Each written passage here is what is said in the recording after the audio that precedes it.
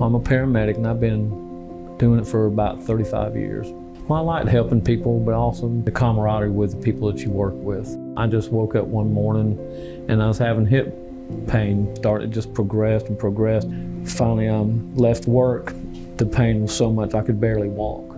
He had pretty severe arthritis of his hip, and that we decided that the best way to treat his hip was going to be doing what's called an anterior hip replacement. Luckily, we had the Mako robotic system. I can't tell you how easy this recovery was. And after 2 or 3 weeks, it was just hardly any pain at all. I'm like a new person, and people at work can even see it. They notice that I'm not walking with a limp. They're like, look at that old man, he can walk again. This is one of the reasons why I went into orthopedic surgery, is to improve the quality of people's lives. I'm very, very pleased that we were able to give him his life back.